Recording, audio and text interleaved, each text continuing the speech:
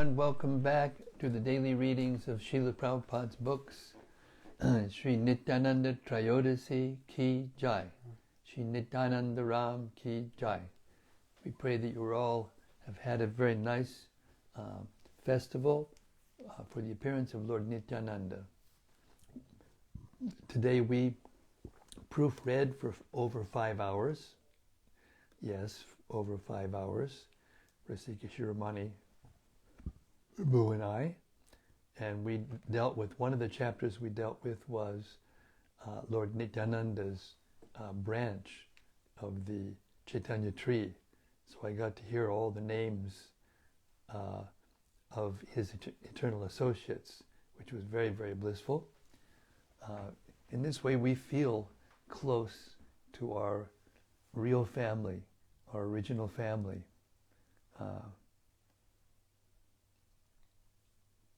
Okay, we're a little late again, so let's start right off with recitation of Srimad Bhagavatam Mahima Stotram by Srila Sanatana Goswami, the author of Sri Brhad Bhagavatamrta, which we've been blissfully reading. And it's based on the glorification of Srimad Bhagavatam, which the Brhad Bhagavatamrta is based upon. So therefore, we recite this every day, and it goes like this: Sarva Shastra Dipiyusha, Sarva Vedaika Satpala, Sarva Siddhanta Ratnaja, Sarva Lokaika Drikprada. O nectar from the ocean of all scriptures, singular fruit of all the Vedas, rich mine of the precious gems of all conclusive truths, you are the only giver of sight to all the worlds. Sarva Bhagavata Prana, Srimad Bhagavata Prabho, Kalidwandotita Ditya, Sri Krishna Parivartita. O life air of all the Supreme Lord's devotees, O Master Srimad Bhagavatam, you are the sun risen in the darkness of Kali. You are the exact image of Sri Krishna. Paramananda Pataya Prema Varshakshadayate Sarvada Sarvasevyaya Sri Krishnaya Namostume. I bow down to you, who are supremely blissful to read. Your every syllable pours down a flood of prema. You can always be served by everyone. You are Sri Krishna himself. Madeka Bando Matsangin Madguro Man Mahadana Mannistadaga Madbhagya Mad Ananda Namostute. My only friend, my constant companion, my spiritual master, my great wealth, my savior, my good fortune, my source of ecstasy, I bow down to you. Asadu Saduta Dayin Adini Chochita Kada Hanamun Chagadachin Mam Premna Rit Kantayospura. O bestower of saintliness to the unsaintly, O exalter of the most fallen, please never leave me. Always appear in my heart and my voice with pure love. Om Namo Bhagavate Vasudevaya. Om Namo Bhagavate Vasudevaya. Om Namo Bhagavate Vasudevaya. So we're coming to the end of the 7th chapter and the first part of Sri Brhad Bhagavatamrta. I hope you're relishing this highest nectar. Krishna is speaking to his wives, particularly to Satyabhama, and exchanging wonderful, loving dealings. We're starting with text 107, and Krishna is speaking. The general topic is why he married them. Text 107. Krishna is speaking.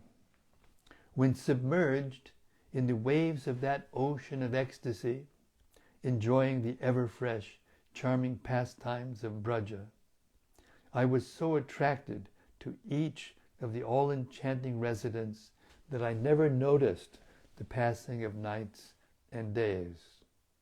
Commentary.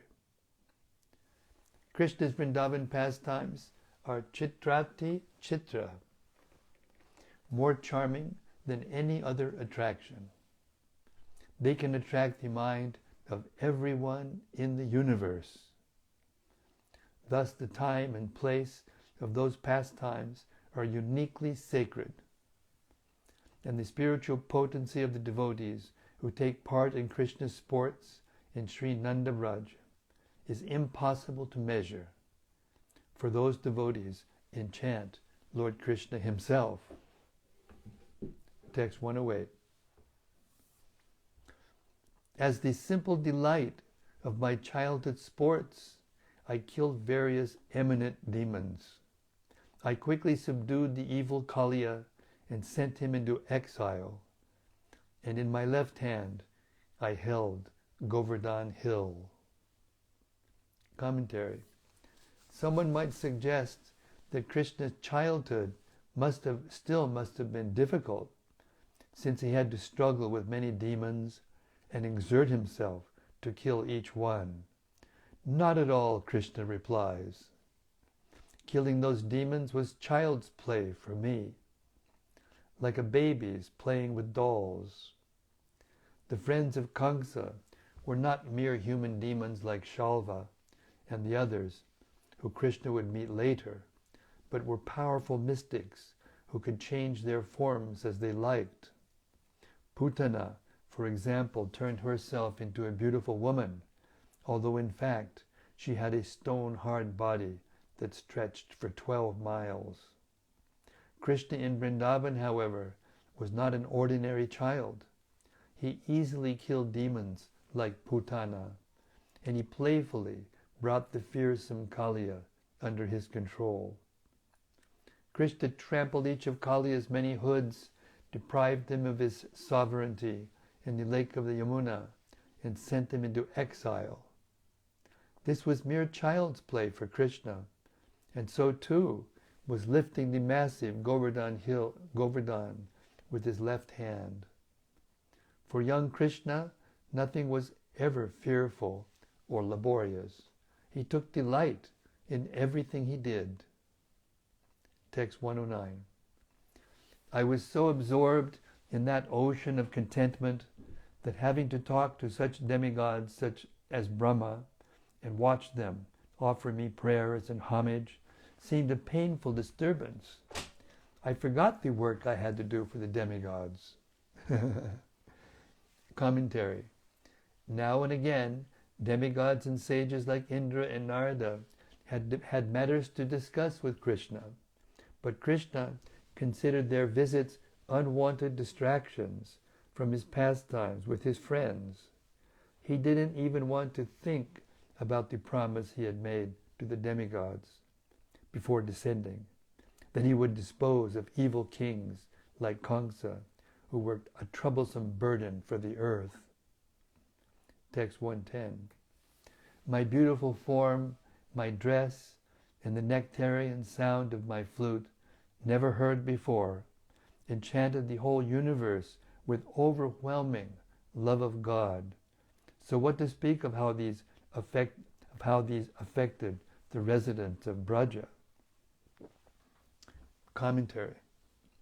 Krishna's beauty never diminishes, even when he leaves Vrindavan to reside elsewhere for more than 100 years. Only in nostalgic retrospect does Krishna think he was more beautiful during his youth. But because of Vrindavan's special sweet mood, created by the spontaneous attraction between Krishna and his devotees, there and nowhere else, Krishna feels free to add certain items to his appearance, like the peacock feather in his hair. And only in Vrindavan does Krishna play his flute. Thus enhanced, Krishna's natural charm allures the entire world, creating a transcendental taste that defeats all kinds of material enjoyment and is millions of times more relishable than the impersonal happiness called Brahmananda. Everyone in the universe can taste this highest bliss of Vrindavan by hearing about it from scriptures like Srimad Bhagavatam as presented by pure Vaishnavas. Thus the supreme bliss thus the supreme bliss of Krishna consciousness is available anywhere.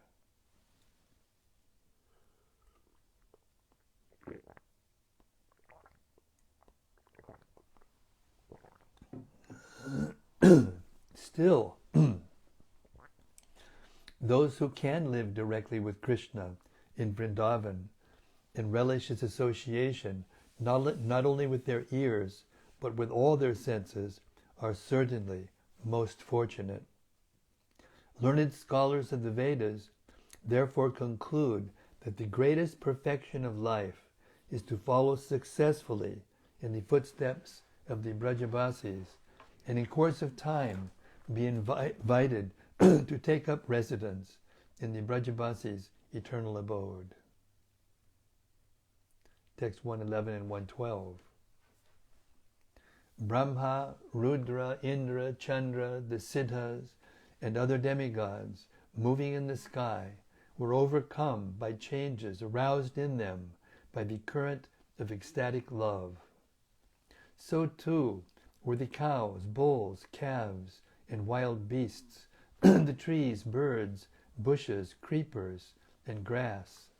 The rivers were overcome, and the clouds, and all other beings, both moving and non-moving, alive and inert. Each of them underwent a transformation by which their own nature changed into a nature just the opposite. Commentary.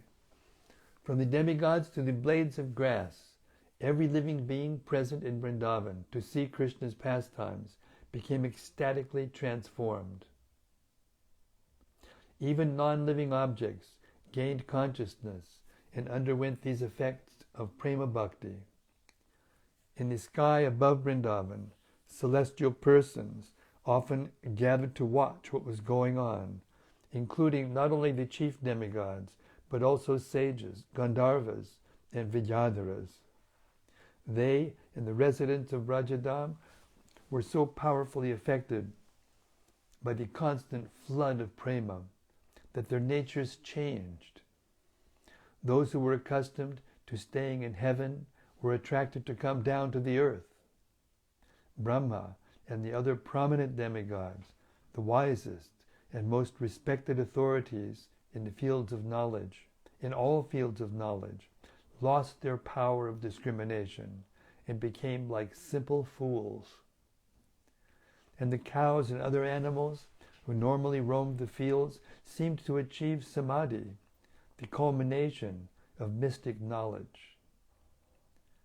Those animals stood like immobile plants, whereas the actual plants, the trees, bushes, and creepers, became like animals, trembling and moving about. The lifeless rivers and lakes became as if alive, overflowing with ecstasy.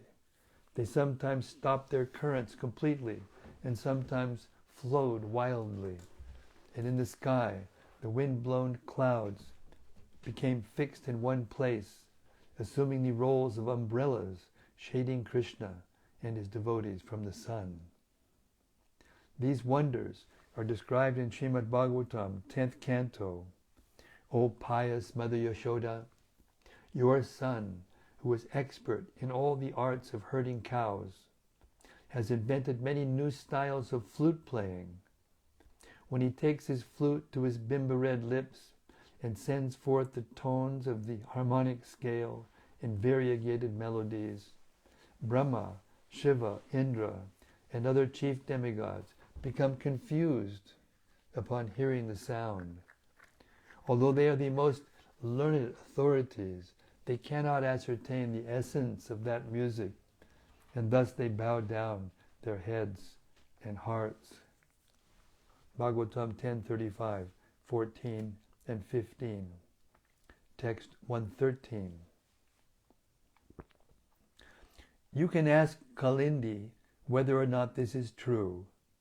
She witnessed the blissful pastimes freely enjoyed by the people of Braja.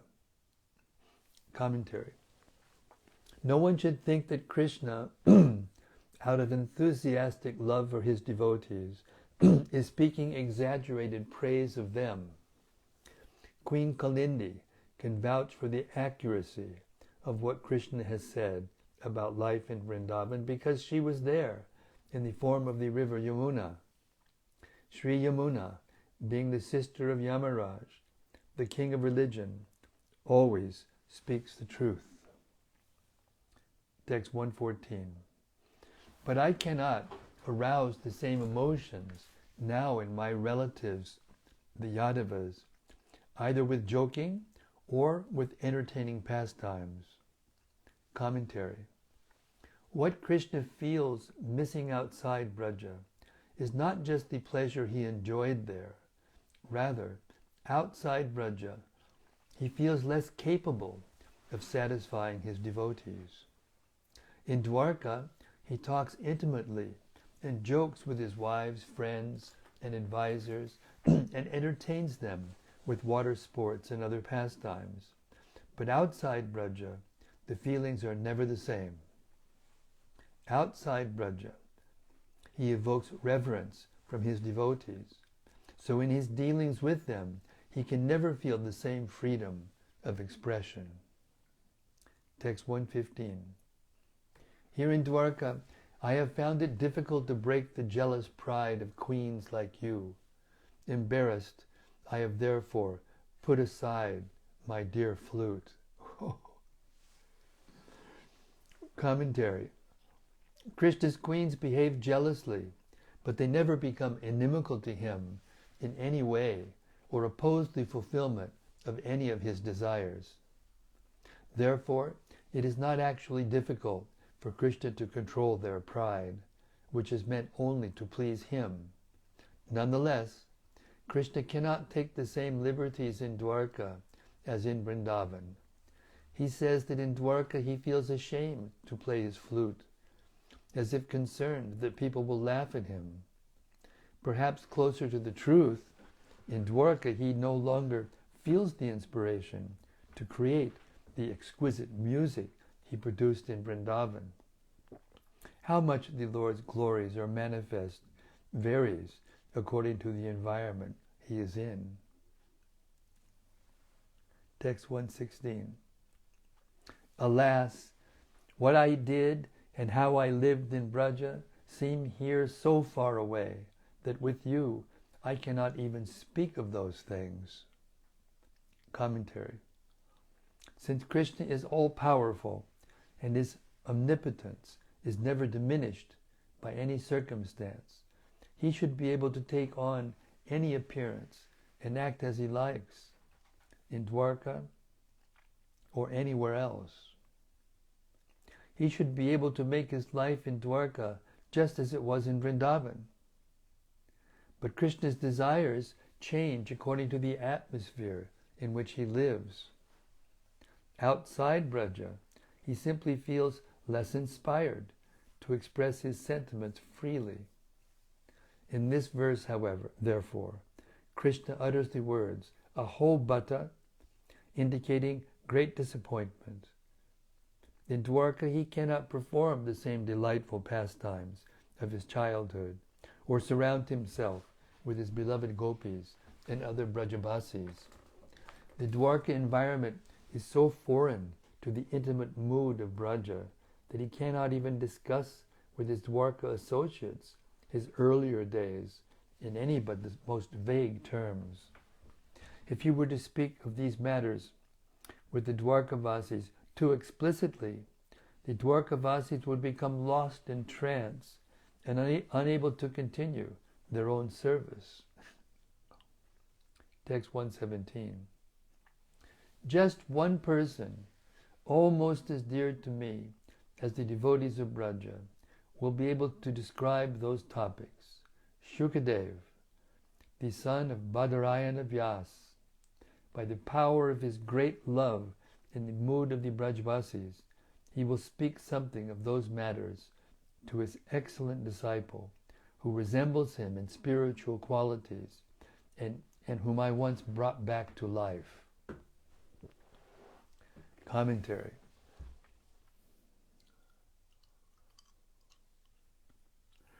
If no one ever hears Krishna's Vrindavan pastimes described, how will Krishna fulfill the main purpose of his descent? To spread throughout the world the transcendental taste of prema rasa.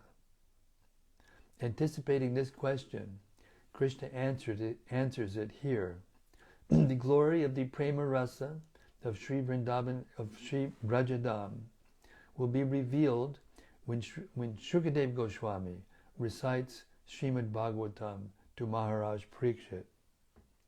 Because Sukadeva's own devotional realizations closely follow the elevated mood of the Brajavasis, he has the power to convey the glories of Braja in the ecstatic Bhagavatam poetry emanating from his lips. Even the brief glimpse of the infinite ocean of Krishna Bhakti Rasa that Sukadeva will reveal in the Bhagavatam will be enough to impart to any human being who hears with honest intent the highest taste of pure devotion. Sukadeva will speak Srimad Bhagavatam to the most suitable hearer, the great Vaishnava Parikshit, whom Krishna returned to life when Parikshit was in the womb of his mother. According to the narration of the Mahabharata, the Brahmastra weapon of the Avashvatthama actually killed Uttara's fetus. But Krishna entered Uttara's womb and gave Parikshit a new body. And Parikshit became Krishna Jivata, not only in the sense that Krishna restored him to life, but also because every moment of his life was dedicated to remembering Krishna. He was a perfect Vaishnava, like his guru, Sukadeva, and therefore Sukadeva would speak to him the most confidential secrets. By the combined efforts of the most qualified speaker and the most qualified hearer, Srimad Bhagavatam can distribute its sublime light even in this blind age of Kali. Text 118. Sri Parikshit said, as the Supreme Lord continued ardently praising the splendor of the good fortune of Braja, the expert counselor, Uddhava, grew anxious, for the special ecstasies of Braja might again draw the Lord into a trance. With a gesture, therefore, he prompted the ladies to do something. Text 119. Satyabhama, Rukmini, and the other queens at once surrounded their husband, touching his feet with their heads. By offering prayers with plaintive voices, wet with sobs, they gradually calmed him down. Commentary.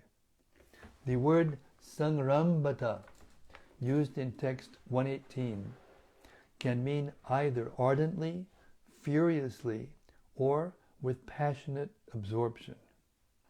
Uddhava saw that Krishna was on the verge of again becoming too agitated by memories of Vrindavan.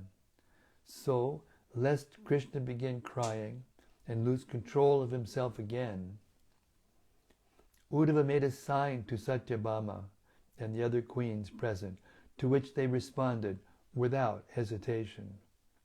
Because the queens were always reverent toward Krishna, they couldn't pacify him the same way as the gopis of Braj, but in their own ways, they did the best they could. Text 120. Uddhava also urged Devaki and Rohini to come in quickly with the food and drink for Krishna's meal. Commentary. The most intimate devotees of Krishna know his desires before he expresses them. By having lunch brought in, Uddhava wisely changed the whole mood. Earlier, Devaki had anticipated this need and left for the kitchen. And we can understand that Balaram also removed himself from the emotion-charged scene on the pretext of going out for his bath. Text 121. The expert Uddhava had Baladev come in after finishing his bath. Uddhava then informed Lord Krishna that Narada was standing in the doorway. 122. Krishna is the all-knowing seer of everyone's heart, but he asked with a smile, why is he being kept standing there? Why doesn't he come in as usual? Commentary. Because Krishna already knew the answer to his question, he smiled while asking it.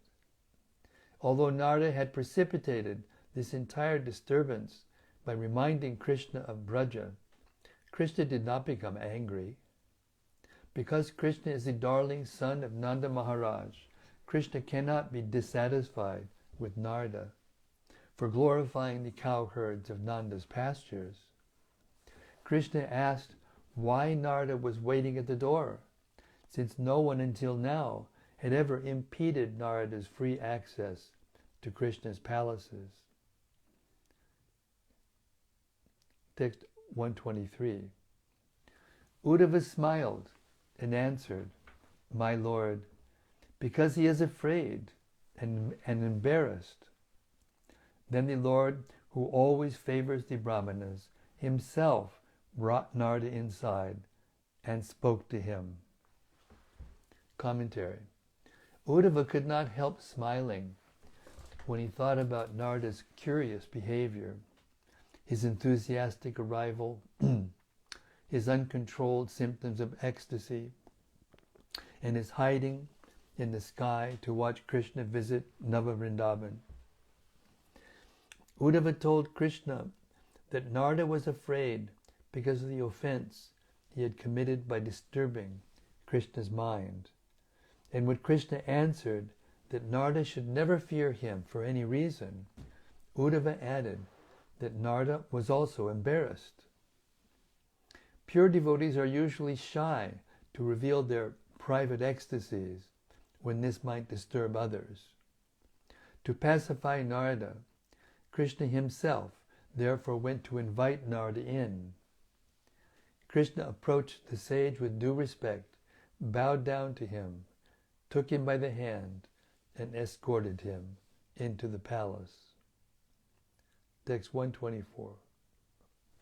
The Supreme Lord said, Narada, my dearest friend, you are always eager to please me, and you are the best of those who relish transcendental emotions.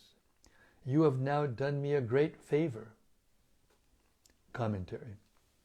What you have done here is not offensive, Krishna implies. Those who know the transcendental tastes of my devotional service behave like this naturally. You have no reason to feel ashamed. Text 125. It is true that when one is parted from those one loves, pure love makes one suffer within, as if from a blazing forest fire. The burning pain creates a remorse that further deepens into irrepressible sorrow. Thus, one at first seems wretched. Commentary. Narada may agree that he need not be embarrassed for unavoidably losing control amidst the ecstasies of Bhagavad Bhakti. Yet he had caused Krishna great distress by sending the Lord into a bewildered trance of remembering his devotees in Vrindavan. In this verse and the next, Krishna therefore tries to convince Narada that he need not blame himself. The misery of transcendental separation is only apparent. Even while outwardly showing many symptoms of mental pain, a person feeling viraha bhava is absorbed in incomparable bliss. Thus, the apparently wretched devotee is actually most fortunate. Whatever momentary distress he may feel will soon give way to complete happiness. Text 126. But this anguish of separation is praised as greater than the happiness of enjoying with those one loves. Separation is so pleasing to the mind that it cannot be described. It always transforms at last into an abundance of pleasure. Only experts in tasting these moods can understand how this happens. Commentary.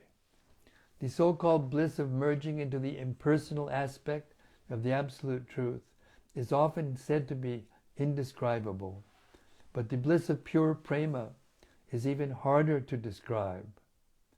And most hard to describe is the inconceivable ecstasy of transcendental love in separation, which is born in pain but grows into the greatest possible pleasure. The ecstasy of separation is not the miserable experience it seems to outsiders. It is manorama, the cause of full satisfaction for the heart. If someone still asks how one can feel happy within misery, he should know that only the rasikas, those who have spontaneous eagerness to taste this prema, can understand it. Text 127. After the pain of despair is relieved, one's heart feels fully satisfied, delighting constantly as one enjoys the great pleasure of meeting with one's beloved. Commentary. Those who have not yet realized their natural attraction toward Krishna cannot understand the ecstasy of separation. They should not vainly pretend to be expert in things to which they have no real access, but should instead take guidance from the authentic rasikas in the line of Vaishnava Parampara on how to gradually become fit for understanding the subtleties of devotion. Faithful hearing and service are required. Still, the material mind is demanding. So neophytes may ask, doesn't excessive misery normally result in either delusion or death? Why should unlimited joy arise from misery? Granted, the laws of nature dictate that pleasure is generally followed by pain, and pain by pleasure. But this doesn't mean that pain literally becomes pleasure, and vice versa. It means that circumstances in this world are always changing, so that neither pleasure nor pain can long continue without being replaced by the other. To say that some kind of suffering matures into the highest ecstasy is unreasonable. In answer to such demands to justify viraha bhava by logic, what pure devotees personally experience may be offered as definite evidence. Pure devotees do indeed enjoy ecstasy in separation.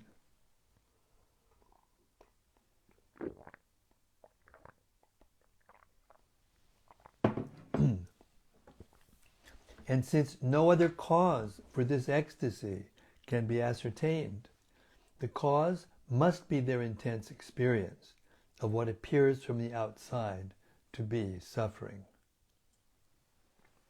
To help newcomers to the devotional process understand viraha bhava, Krishna speaks the current verse, comparing the ecstasy of viraha bhava to the pleasurable sensation of relief from pain, a relief with which everyone is familiar. A person may struggle to achieve some object of satisfaction, and through his struggle, though his struggle may be painful, when he achieves his object, the pain turns into joy. The ecstatic distress of viraha bhava may appear similar to the pleasure that follows pain, but is expressed here by the phrase sampanavat, as if experiencing. This is only the external appearance. In reality, the ecstasy of separation comes not from the eventual meeting and enjoying with one's beloved, but from the pain of separation itself. I'll let that sink in for a minute. Maybe we'll read that again.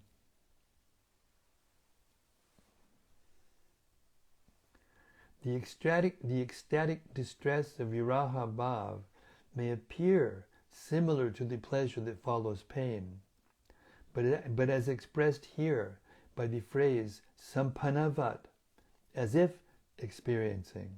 This is only the external appearance.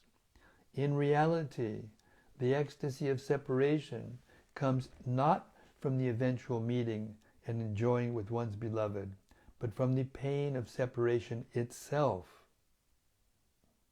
That ecstasy is complete satisfaction, in which one never feels any insufficiency.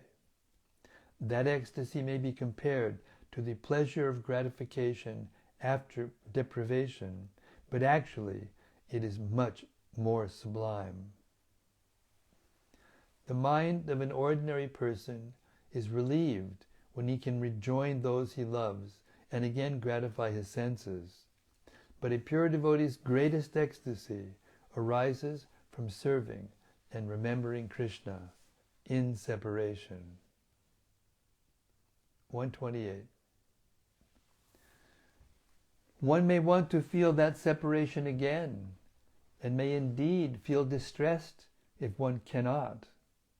Thus a person who can remind one of a beloved not present is considered the most sincere and helpful friend. Hare Krishna. Commentary. The neophyte mind may still be confused. That mind may think, according to the axiom that pleasure leads to pain and pain to pleasure, the abundant joy felt by an elevated devotee in prema bhakti is bound to give way to disappointment when circumstances change, as in this world they always do. The more one is elated now, the more one will suffer depression later. Premananda is greater than the ecstasy of worshipping God in mere reverence, and certainly much greater than the ecstasy of impersonal identification with the Supreme. Therefore, when the bliss of prema is interrupted by the pain of separation, one is plunged into the worst distress. To dispel this confusion, Krishna now conclusively proves that the apparent pain of viraha bhava is in fact pleasure. The hearts of devotees absorbed in viraha bhava are unavoidably compelled to seek more of it. They cannot tolerate losing this ecstasy. Krishna's proof, therefore, is simple. How can anyone's heart feel the urge to suffer more and more pain unless that pain is really pleasure? Outsiders may perceive a devotee's ecstasy as suffering, and the devotees may speak and act as if it were. But the truth must be just the opposite. Judging from the strength of the devotee's urge to continue suffering viraha bhava, that bhava must in fact be the ultimate happiness. A material example may help clarify this point. Although the coldness of ice is the opposite of the heat of fire. Ice placed on one's body may feel as hot as burning coal. In this example, the burning sensation from the ice is illusory, the numbing coldness real. Similarly, the pain of viraha bhava is a false appearance, disguising the reality of indescribable joy. The difference between the ecstasy of separation and from Krishna and the common sensation of being touched by ice is that the deep feeling of viraha bhava is known only to a few, to Krishna and some of his most intimate devotees. Krishna, in this verse, is referring specifically to his own ecstasy in separation from the residents of Braja, but his description equally applies to their ecstatic remembrance of him. Or, to be more correct, it applies to the Brajavasis with the exception of the young gopis. These gopis are never relieved for a moment from the tension of viraha bhava, since even when together with Krishna, they are in anxiety about losing him. They never lose touch with this ecstasy, and so have no reason to think about regaining it. Yet they do not consider their pain of separation a goal for anyone to strive for, because it burns them more sharply than a million forest fires. In the gopis' own words, "Dear Uddhava Prabhu, when Krishna was here in the company of Sankrishan, he enjoyed all these rivers, hills, forests, cows, and flute sounds. All these remind us constantly of Nanda's son. Indeed, because we see Krishna's footprints, which are marked with divine symbols, we can never forget him." Bhagavatam 10:47, 49, and 50. As this statement implies, the gopis do not worry about the pain of forgetting Krishna, because forgetting Krishna is something they cannot do even if they want to. They sometimes would like to forget Krishna to avoid the ever-increasing agony of remembering him, and certainly they do not need to ask to be put into a fire of separation. The gopis feel the pain of separation from Krishna constantly and in a unique way. Therefore, the happiness they enjoy is actually greater than that of anyone else. They are superior to all other servants of God and to all his other intimate devotees. Hare Krishna.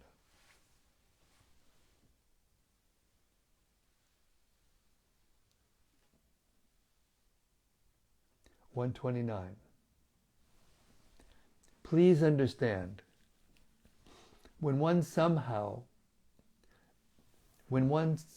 made mindful of those one loves, one is given back one's life. Forgetting those more dear than one's own breath is more painful than dying.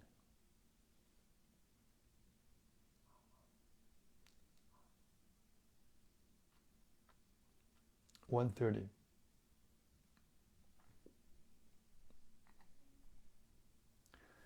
Those dear as life one can never forget, but when reminded of them in a special way, one feels happy, like one who has lived a life of good fortune. Commentary. Just as one always remembers the most important events of one's own life, Krishna's devotee always remembers Krishna, and Krishna always remembers the devotee. Sometimes, however, that remembrance becomes especially sweet, as when stimulated by the words of an eloquent Vaishnava. This enhanced remembrance is like the satisfaction of a person whose life has been filled with fortunate events, one success after another. In contrast, a humdrum, mediocre existence with no outstanding events is as sad as a life encumbered by poverty. Or, applying this analogy to the matter at hand, without transcendental love, remembrance of dear ones becomes tasteless.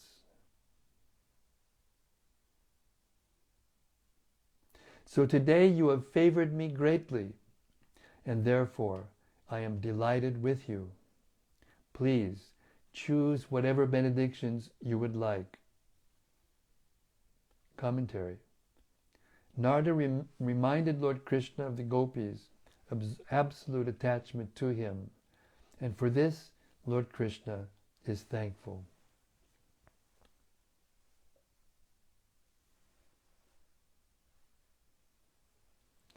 We'll stop there. It's 8:05. Jai Shri Nityananda Ram ki jai, Shri Chaitanya Mahaprabhu ki jai, Shri Krishna ki jai. Viraha bhava ki jai.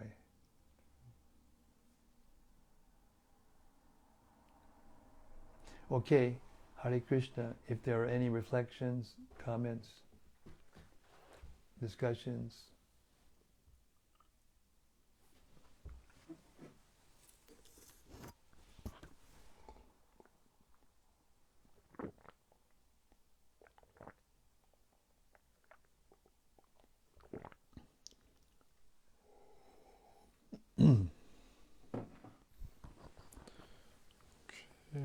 First is a question from Brhad Bhagavatamrta. Hare Krishna, Braj. He says, Hare Krishna Maharaj, please accept my humble obeisances. All glories to Srila Prabhupada. How could Krishna ever feel less capable of anything? How could Krishna ever feel Less capable of anything. less capable of anything? Because Krishna is absolute truth. Krishna is the absolute truth. Therefore, everything is contained within him. Things that are limited and things that are unlimited, they are all contained within him. But in his case, even when he appears to be being limited and as just has been described, unable to control his emotions or whatever, he never stops tasting the highest ecstasies. And his devotees who are the most intimate with him, they also share in those ecstasies. So the reason the question is there is because we're comparing Krishna to ourselves. Whenever we compare Krishna to ourselves, it's hard for us to understand, if not impossible, actually, unless we have pure Krishna prema, we're not going to be able to understand these things completely. But we shouldn't become bewildered by that, rather, or discouraged or depressed about that. Rather, we should go on hearing. I mean, I've read a lot about Krishna consciousness, but I've never read anything like this in terms of the depth of detail of explanation of how it is that what appears to be suffering is actually the greatest pleasure. But it's not an academic, it's not like information content that we have been introduced to and now can understand. It's not like that. It's beyond us, but even if it's beyond us, gradually, we'll understand a little more, until we actually understand it.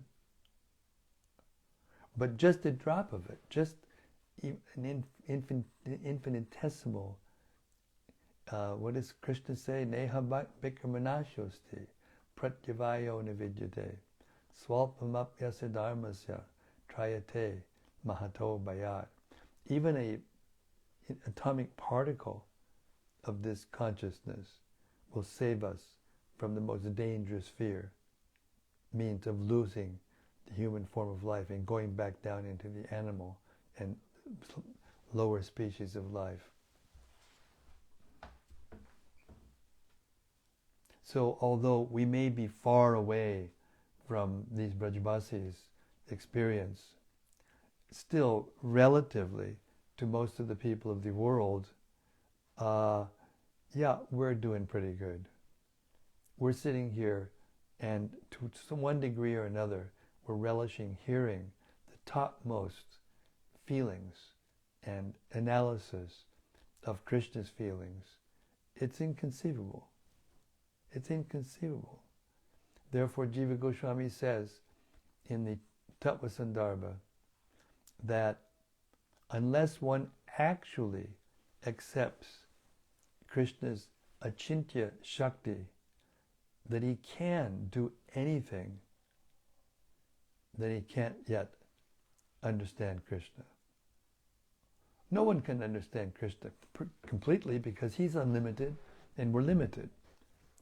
But by his mercy, we can understand Krishna enough that we can be fixed in love for him, ever increasing. Hare Krishna.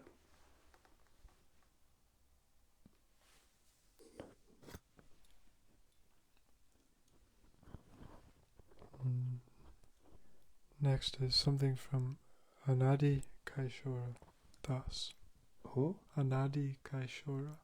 Anadi Kaishor. Hare Krishna. He says, Hare Krishna Maharaj, thank you for these readings. I was fortunately informed about them by my dear brother, Vangsi, in Wales, and so I have been joining you each morning here in New Zealand. Oh, that's nice.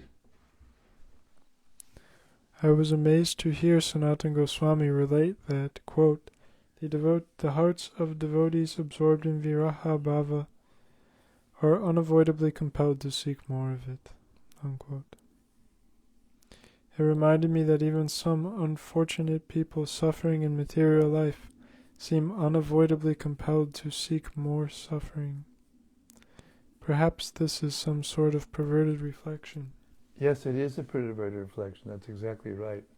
But the point that is being made here is that there are verses in which the gopis pray to forget Krishna.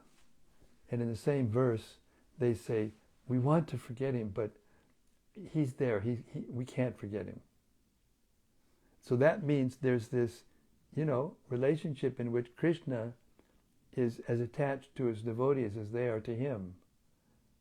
So he will never let them go. So even when they, in the ecstasy of viraha, want to let him go, they can never let him. Therefore, they want more and more. That's the truth. They want more and more. That's what the meaning is of that statement. Hare Krishna.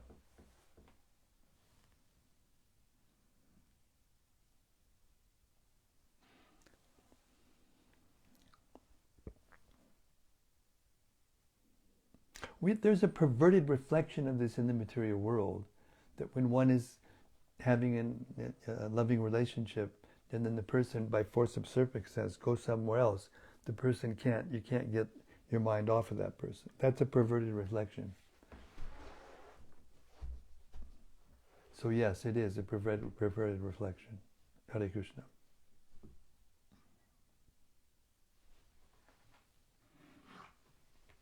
But the evidence is, and that's why it's stated that the activities of persons in that consciousness is the evidence itself. And that is, when there's a perverted reflection of something, there must be the reality that's reflected. If you get 100 pound, do they have 100 pound notes? Anyway, if you get a counterfeit note, 20 pounds or $100 or whatever, and then another one, and then another one, and then you think, oh, these are no good. I'm not going to take any more 20-pound notes or any more $100 notes. That's stupidity. That's illusion. Because in order for there to be a counterfeit note, there must be the real note to make the counterfeit from. So even the perverted reflections of these things are evidence that these things are going on in the spiritual world, but in a completely different mood, with completely different results.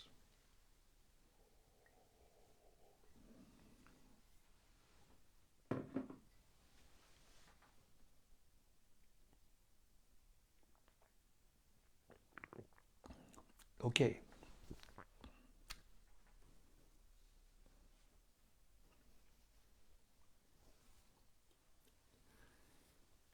What can I say? I'm overwhelmed. I remember being in Vrindavan and reading these things for the first time and trying to edit them. It was very difficult. And the taste was unbearably sweet. And I was there alone, and we didn't have any means of communicating to the outside world in those days in Vrindavan, in Govardhan. So this is reminding me of that in a very sweet way. Hare Krishna. Shri Brhad Bhagavatamrta Jai. Samaveda Bhakta Vrinda Ki Jai. Gaur Premanandi Hari Hari Bol. The glorious appearance day of Lord Nityananda. Nityananda Trayodasi Ki Jai. See you tomorrow night. Same time, same place, same topic. I don't know. I'm running out of space to say la creme de la creme de la creme. There's not enough room to put enough creme de la cremes in it. Hare Krishna. See you tomorrow.